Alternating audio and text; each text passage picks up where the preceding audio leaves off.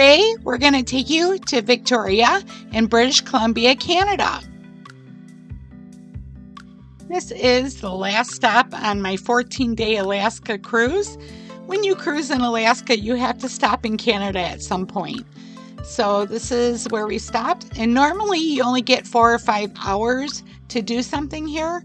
We were lucky enough to have the whole day. So I chose to take a bus out to Butchart Gardens, and that's where we're going to spend most of this video. Butchart Gardens is a group of floral display gardens in Brentwood Bay, British Columbia, Canada. The gardens receive over 1 million visitors each year, and they have been designated as a National Historic Site of Canada. So I'm about to go ahead and give you a bit of history on how this all came about. It's a great story. I enjoyed hearing it, and I enjoyed more walking through these gardens because it's the most beautiful gardens I've ever been to. The gardens were an idea of Jenny Butchart, who over 100 years ago decided to design a flower garden in what was then an abandoned quarry. Her husband was a wealthy businessman who owned a cement plant on the island, and the quarry had provided limestone to the business. Jenny's vision and creativity led to the creation of what are now one of the most beautiful floral show gardens in the world.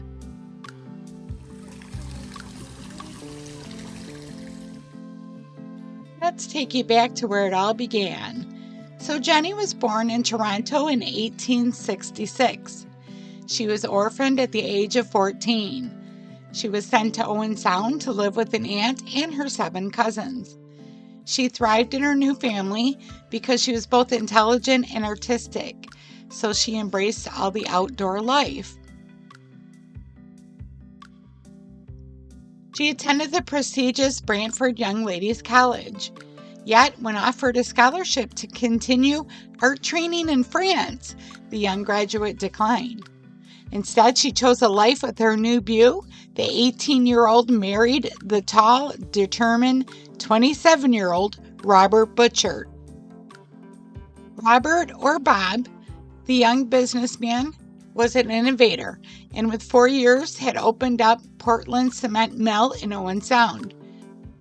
In 1902, Bob would hear of a large deposit of limestone at Todd Inlet in Vancouver Island. With 2 daughters in tow, Bob and Jenny moved across the country and soon established a quarry and processing plant. It was the only cement producing company west of the Great Lakes. Fortunes soared dramatically as Bob began to supply cement to facilitate the rapid building in the Burgoyne, Providence, and beyond. Jenny did not sit on the sidelines, though.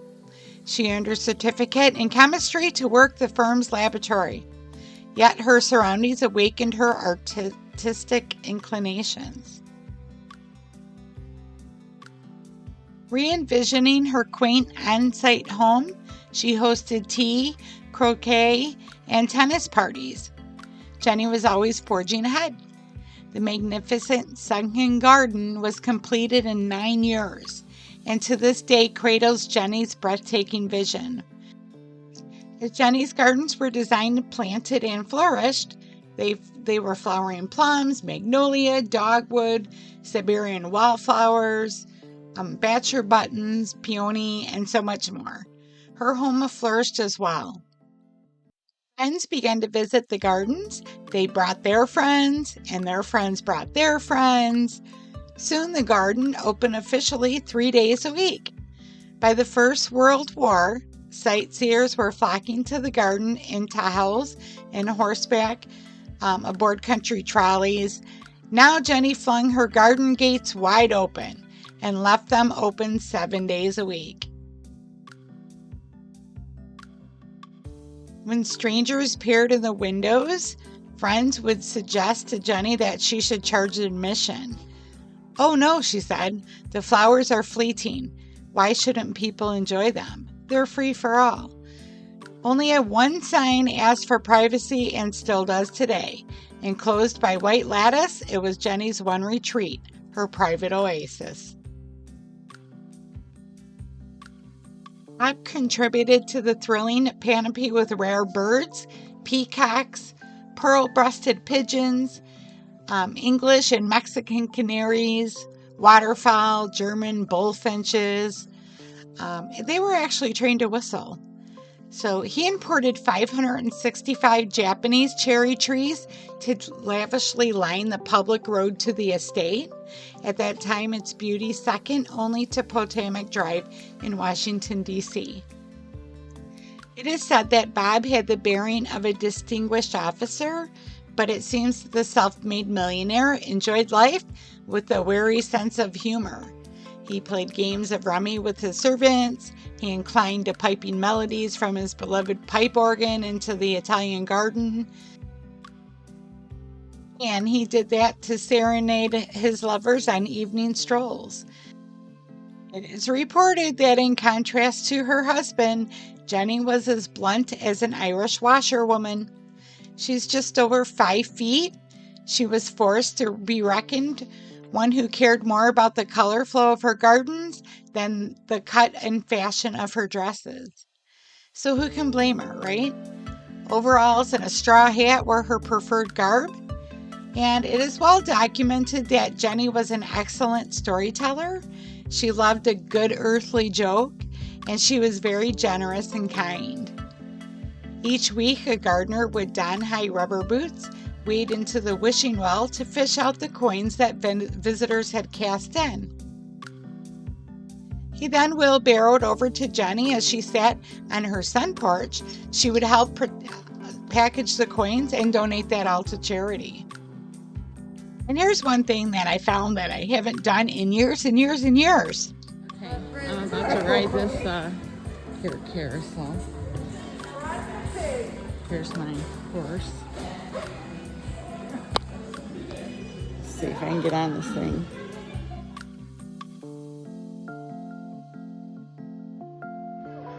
So I made it on the carousel. I haven't rode one of these things in a long time, like many years. But here we are, so stay tuned.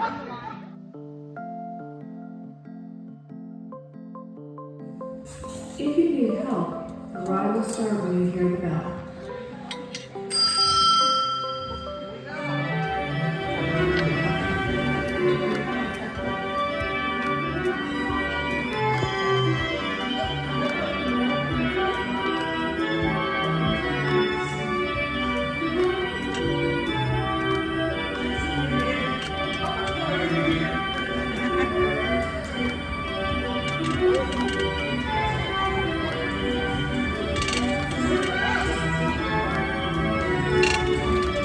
Alright, going a little faster now.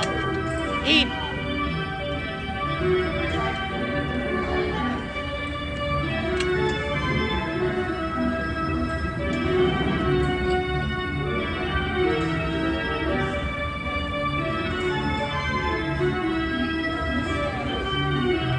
So I'm gonna get a shot of our the guy who took our money. He looks like Gene Wilder.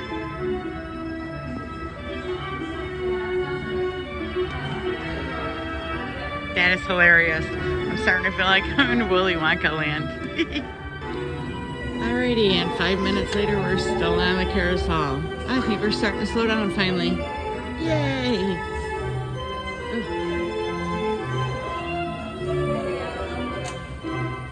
Please remain seated until you hear the bell ring and the ride has come to a complete stop. Please do not jump off the animals.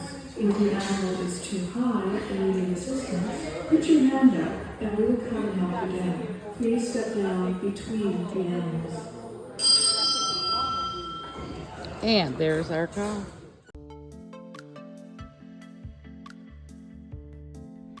That's how fireworks felt.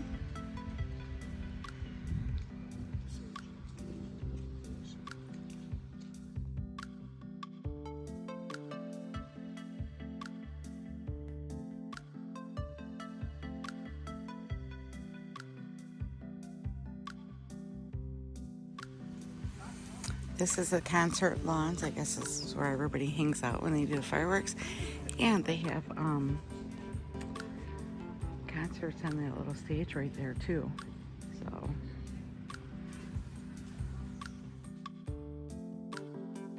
Jenny was the unpaid official welcomer for the city of Victoria. She entertained dignitaries, conventions, and whole army regiments. She hosted tea parties for the poor and the aged and delighted in drawing word pictures of the followers for blind, so they could envision them as savored in their sense. Sharing the enchantment of her gardens was Jenny's gift. By 1915, some 18,000 people toured the gardens. She refused to charge admission. oh, it's a hummingbird. Oh, I wonder if I got that on video. There's more. Oh, look it. There's one right there on that flower.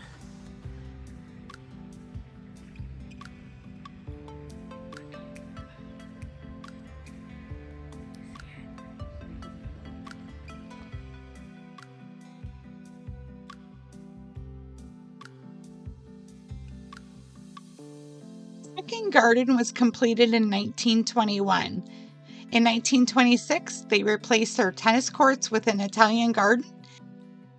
And in 1929, they replaced their kitchen vegetable garden with a large rose garden to design of Butler Sturtevant of Seattle. Dragon Fountain is one of the most recent additions to Butchart Gardens. It was gifted to the city of Victoria from its sister city, Suzhou, China. The fountain consists of a dramatically posed bronze dragon which spouts water from its mouth. In 1939, the Butcharts gave the gardens to their grandson, Ian Ross, on his 21st birthday. Ross was involved in the operation and promotion of the gardens until his death 58 years later. The Rambling Rose Garden blooms with some 280 varieties. There are several bronze statues that are displayed in the gardens, and they are purchased all over the world. There's a wild boar that was purchased in a Mediterranean trip in 1973.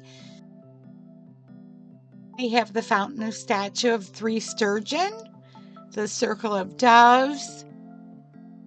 In the summer of 2008, the gardens introduced the Jenny Bee, an electrically driven 12-passenger boat which cruises the local coastlines in the summer, giving visitors an appreciation of the waterside history. On December 1st, 2009, the Children's Pavilion and Rose Carousel were open to the public. There are over 55 acres of beautiful flower displays. They have the Sunken Garden, which is perhaps the most iconic of the gardens at Butchart. They have a garden filled with flowers, trees, shrubs, lawns. They also have the Rose Garden, and you can enjoy the sight and smell of hundreds of roses. They have a Japanese garden, which features lush greenery, and it's a tranquil setting to enjoy a few moments before heading to the Star Pond. So the pond is surrounded by beautiful flowers, and in the center you can find the frog fountain. They also have an Italian and Mediterranean gardens, and there's stunning plants and displays all through there. The Elegant Rose Garden is one of the star attractions, home to around 2,500 different types of roses. The garden begins to bloom in early summer and it remains colorful until the end of autumn.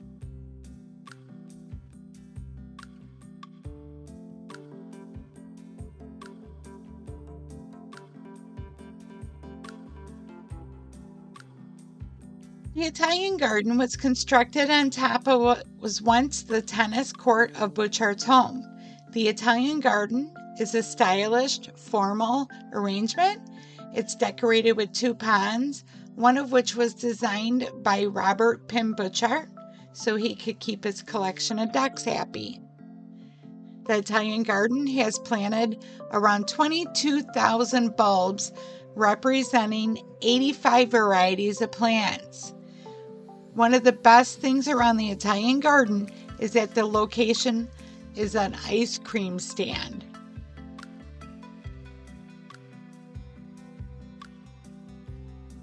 The sturgeon fountain is 3 intertwined bronze sturgeon that appears as if they were diving into the water.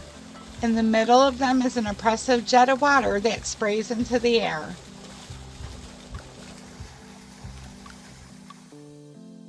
The Japanese garden at Butchart Gardens is a particularly interesting slice of this horticulture site. It was designed by Japanese gardener designer Isaburo Kishida. He traveled to Canada in 1907. His design was so well received, it became high in demand. The Japanese garden is an impressive and tranquil space. It's planted with crowds of rhododendrons and azaleas and is laced with pretty streams.